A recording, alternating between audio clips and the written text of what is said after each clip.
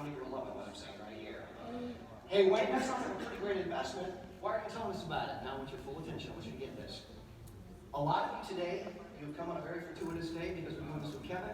Some of you are going to walk out of here today. We have a whole division of our company that helps our clients buy tax liens. You don't have to leave your house except to go to the mailbox to get your check. How many of you would love to be able to do this for free today? Can I see by show of hands? Hang tight. I'm going to make you very happy. Last but not least, I got to ask you this question. How many of you in this room have been doing real estate for a minimum of 10 years or longer? Would you please raise your hands? I do have a few of you. Good. All of you that raised your hands, you can back me up on what I'm about to say. Now, don't anybody get offended. I'm going to say this a couple times today. I don't want you to get offended when I say it. I started doing real estate 23 years ago with my girlfriend. She's now my wife, Katie. When I started doing real estate 20 plus years ago, I didn't know Danny and Drew. I didn't know Kevin. I didn't have anybody to tell me the right way to do it. Hey, folks, listen to me. Rookies make really bad mistakes. How many of you agree with me on that statement right there? Bad mistakes in real estate are very expensive mistakes. I can laugh about the things we did 20-something years ago because they're so far removed. I wasn't laughing 20 years ago. I was terrified. Honestly, how many of you wish you could get into a time machine and go back 20 years ago just to kick your own ass? So I want all of you to do real estate, but I don't want you to screw it up. You don't need to. Hey guys, let me do this. I got in late last night. I found a foreclosure. I'm going to pull up the whole listing here in just a minute. I'll show it to you. I want to be real clear. I did not buy this house. This is just an example I'm going to use that's in your backyard. It doesn't have to be a property here in Phoenix. It could be in Denver. It could be in Florida. It could be in New York. I'm just showing you an example in your backyard. So everybody understands that, right? This foreclosure was listed by the bank at $180,000. Quick question. Before Brian invested $180,000 to buy this foreclosure, what are some things Brian needs to know about this property? Give me some answers, guys. Location. Liens, of course, we just talked about that. What else? Condition. Location. Hey guys, great answers. Let me do this. Everybody make sure you get this. Everybody get this. The answer is really, before we would allow Brian to buy a property, we have to know everything about it. Does that make sense to everybody in the classroom? Everything. These are big purchases. By the way, he also, hey listen, he also has to know what is the property worth today, because think about it guys. If we want to help him sell this property 21 days after he gets it, he wants to know how much money he's going to put in his pocket. Hey, wait, how do you know what the property's actually worth? I can't spend 10 minutes on this today, but I think most of you know what comps are. Does everybody understand what that is? Yep. Hey, let me do this. Be honest. Am I going too fast? No. Because I'm about to freaking hyperventilate. I am going to slow down a little bit. I'm going to call it the staging and lap a minute ago. Hey, guys, I do have to go fast. I know what time we're getting Kevin up. Nobody's going to teach you everything about real estate in one quick class in the state. That's not going to happen. We've been doing this all over the country. We've had tremendous success with our clients, and I'm going to back this up. This is a preview of something that we're about to do for some of you here today, and I promise you it is immensely better than what we're doing here today. I give you my word on this. I want all of you that have a pen and paper to write something down. I need you to do this. Write something down in your notes. We are about to put on a 3-day real estate retreat here in your backyard. I'll give you the time, dates, and locations here in just a minute. I promise you this. If, like on the TV show Shark Tank, you love it when you see people with good ideas, they get the support and the funding they need to do the deals. If that appeals to you, if that excites you, hang with me. I'm going to show you why we're going to make this the best win-win of your life. First of all, you say, okay, wait. What can you teach us there that you can't teach us here today? First of all, it's 3 days. There's more topics than I can cover here today. But the two most important topics are by far, it's this. First of all, Brian has to know how we find these properties, not just in Phoenix, but anywhere in the United States. How we are able to consistently get the properties below wholesale. Because do y'all agree that if you can't find them below wholesale, you're in the exact same boat as everybody else? Does everybody understand that? We're in a different market today than we were back in the recession.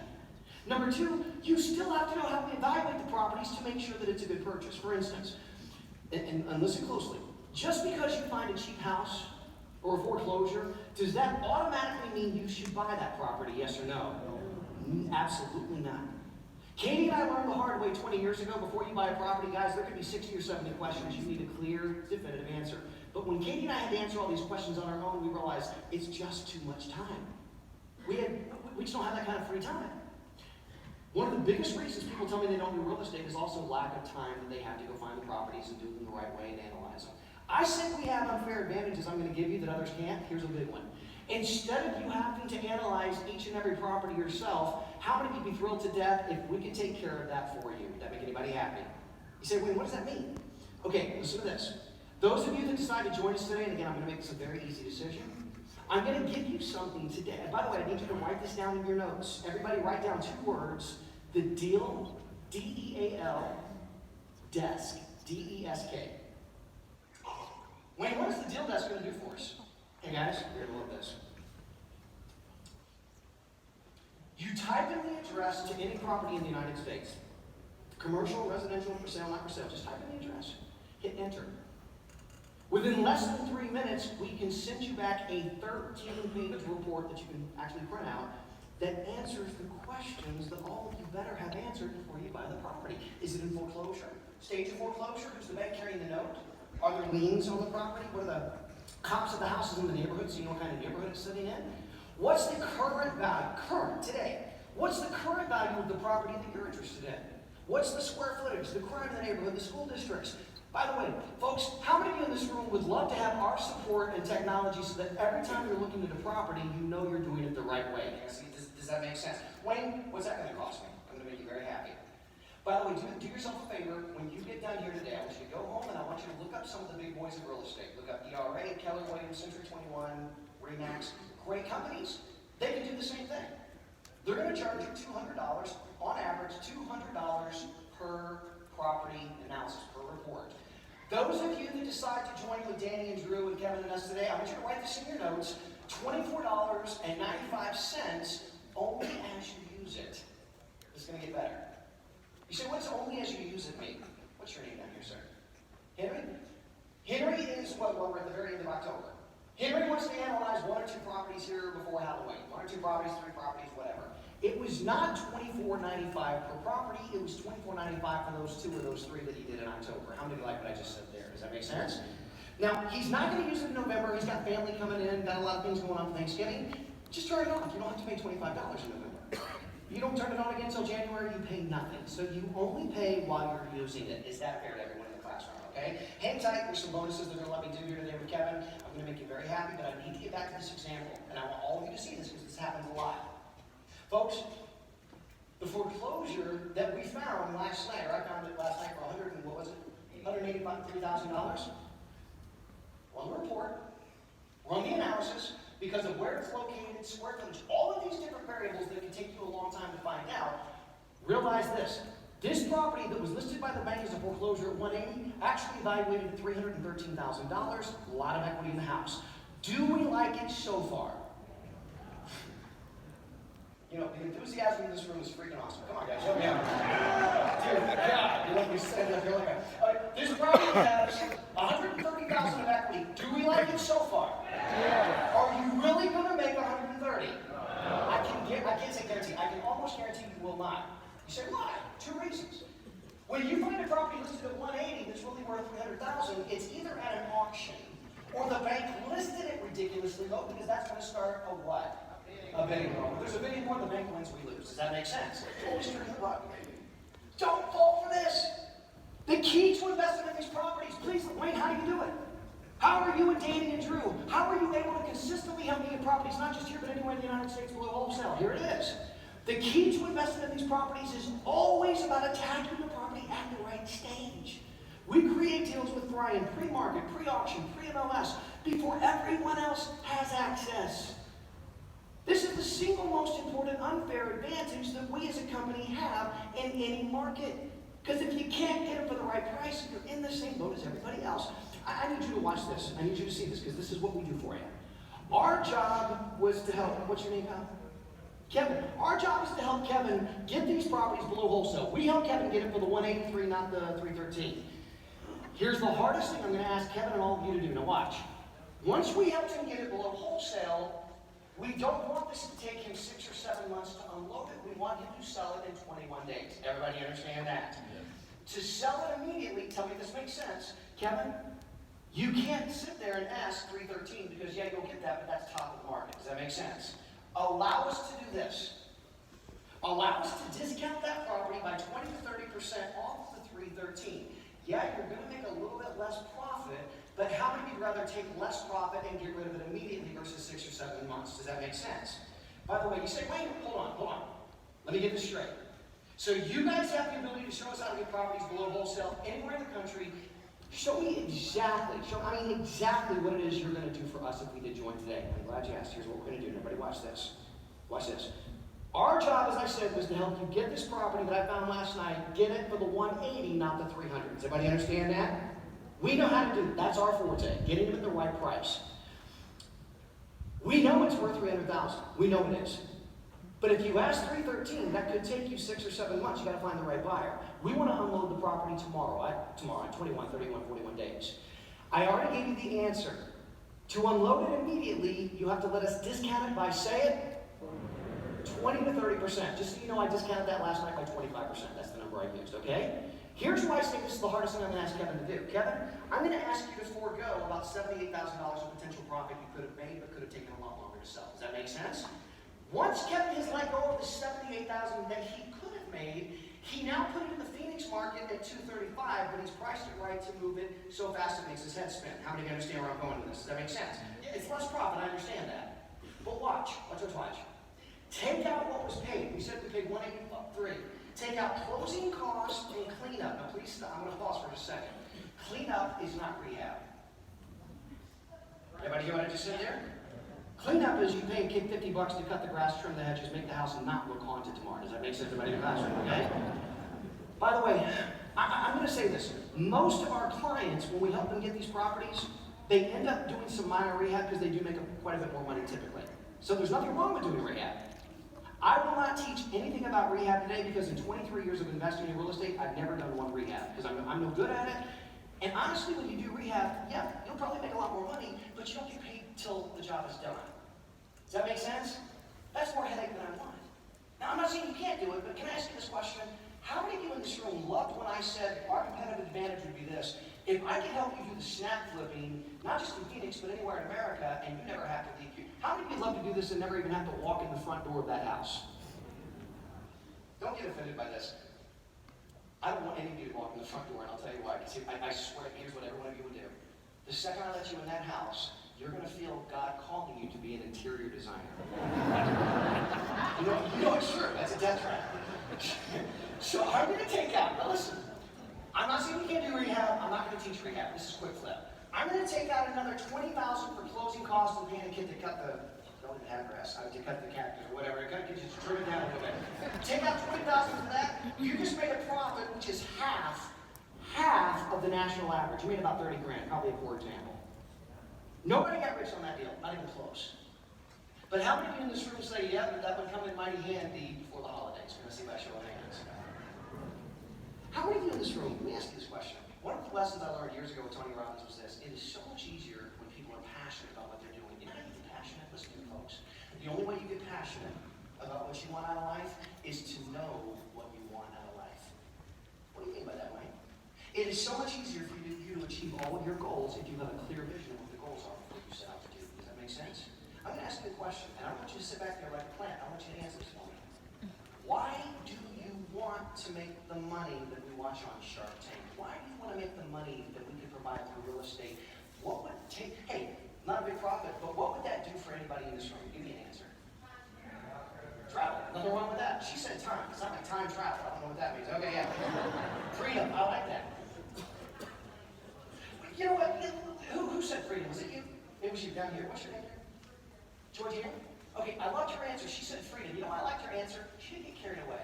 Last week we were in Washington State doing this with Kevin. I had a lady in your seat. I said, why do you want to make the money? She said, she shouted this out to the whole theater. She goes, I want to get filthy rich. I tried to say this at the beginning. This is, how many of you agree get rich quick has never worked and it never will? This is not rich. How many of you in this room, guys, I want you to listen to me on this. You got to get this. You got to get this. How many of you in this room would be thrilled to death to have a house with no mortgage, a car with no payments, and 10 or 15-year-old properties that are mortgaged? That's not rich, though. That's not rich. What is it? It's free. It's comfortable. How many of you want to be filthy comfortable? How many of you, hey, somebody said kids, or how many of you want to help your kids out? Let me see your hands. How many of you want to help your kids out of the house? Billy's 32. Raise your hands. How many of you in this room, and guys, I want to ask you this. I just found something out. Please, I'm doing good on time. Let me ask you a question. How many of you in this auditorium tonight or today, how many of you would love to be able to make the money for a church, a charity, something that you're passionate about that you would love to give back? Raise your hands. Can I say this real quick? My mom and dad would be 94 and 95 if they were still alive. My parents passed away 25 years ago. Let me get back up here. I'm sorry. I hate being up here. I like to talk to people. My mom and dad were two of the most special people. Listen, my parents grew up in the Great Depression. How many had parents that grew up in the Great Depression? Anybody in this room? Okay, cool. And then some of you will get this. When I was a kid, I thought my dad was rich. You say, why? Because he didn't use banks, so he always had cash. Anybody know what that means? He always had cash on hand. My dad made $250 a week till the day he died, almost till the day he died. Now, back in the 70s, that was actually okay money, but I have a large family. I'm going to get everybody's instant sympathy on this one. Watch. I have 6 older sisters and no brothers. How many of you know I'm a survivor? Sport, don't even get me started, okay? I got together with Valerie, Cheryl, Judy, Kimberly, Allison, and Dawn. This is a couple months ago, my sisters. We were talking about when we were little kids. I'm going to date some of y'all right here. How many of you are old enough to remember when you would go shopping, you didn't really go to malls back then, you went downtown to the department stores? You know what I'm talking about? So we would go down, some of you remember when you got a little dressed up. You remember those days? We would go downtown to department stores. Something interesting always happened. When you go downtown, that's where homeless people are. My dad was not homeless as a child, but he was almost homeless. They lived with friends. It was a rough childhood. How many of you agree that many times what you go through as a child develops what your passions are as an adult? My dad had an unnatural obsession for helping people. My dad, and it seemed normal to me at the time, my dad had a passion that borderlined on an obsession with helping people that were homeless. My sisters and I talked about the fact that when we would go downtown to these stores, we always got approached by homeless people. My dad never shunned one in his life. My dad embraced them. There was always a diner downtown he would take them to, typically in Biden. We actually had people came to our house. This was normal to us. I look back at it now and I'm like, oh my word. This is a passion I wish to God I had that heart. I love to help people, but my dad was on a whole other level because he experienced it. I said money lets you do what makes you happy. This is the perfect example. I just found this out. This made me more proud about my dad than anything I've ever heard. My dad didn't make a lot of money, $250 a week, typically. My sister Valerie said, Wayne, I've got some news I want to give you. You're going to love this. She said, our dad never invested in anything because he was scared he would lose it. She said, Wayne, we found out by going through some records, Dad made an investment back in the 60s. I said, what did he invest in, Valerie? She said, Wayne, he bought a rental property. He did what you do. And I'm like, oh my word. And again, if you understood my dad, that was a shock. I said, what did he do with this rental house? I never heard about this. She said, Wayne, he sold the property in 1973, when it was. I said, how much money did he make, Valerie, when he sold it? She said, Wayne, he made over $16,000. But how many of you know that in 1973, that actually was real money? So I said, Dad, what did he do with the money? Now, don't think what I'm about to say offended me. I'm beyond thrilled with this. He did what made him happy. He didn't spend a dime on himself. He didn't spend a dime on me. He didn't spend a dime on the family. He took the money down to a place called the Trinity Rescue Mission for homeless people, which is still there, by the way. He wrote him a check to the penny of what he made. He gave it over to them, and I don't know if he ever really talked about it, but I can't say this for a fact, but I can almost guarantee you that made my dad more happy than anything he ever did.